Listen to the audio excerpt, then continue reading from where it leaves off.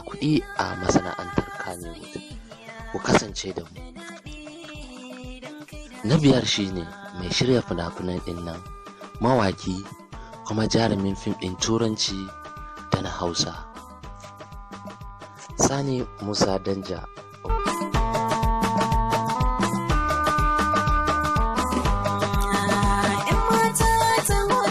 Wadda aka fi sani da Sani Danja shine na biyar a masu kuɗin jaruman Kannywood.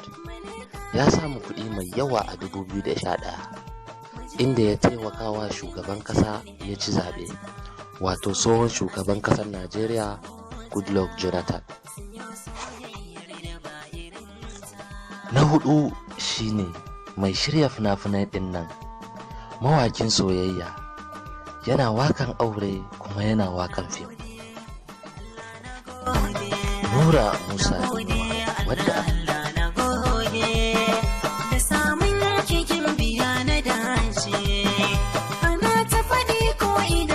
aka fi sani da Nura M Inuwa shine na hudu a masu kudin jaruman Kannywood. Yana sake album 2 a shekara, yana karban 200,000 a kowace wakan aure, yana yin wakan aure 5 a sati inda yake. Na uku shine mawakin siyasan din nan, idan yayi ma waka sai ka ci zaɓe.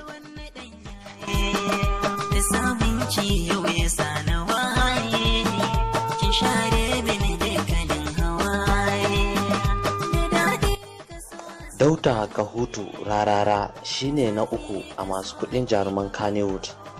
An bashi National Director na wakokin kamfen na Muhammadu Buhari.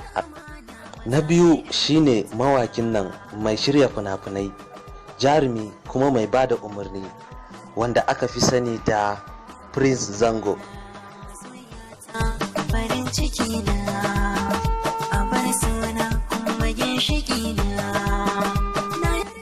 Adam A. Zango shine na biyu a masu kudin jaruman Kannywood. Yana karban miliyan 1.5 idan an gayyace shi biki. Yana karban 300,000 kafin ya fita a fim. Yanzu haka ya kara zuwa 500,000. Yana fitowa a fim akalla sau 4 a wata, kuma ambassador na MTN.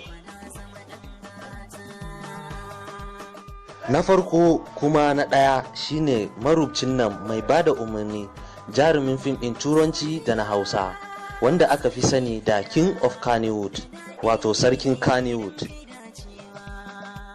Ali Nuhu Muhammad,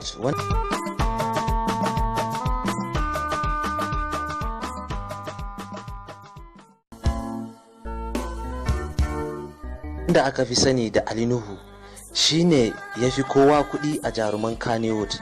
Yana da hotel a Bauchi, ambassador ne a manyan kamfani sama da 7.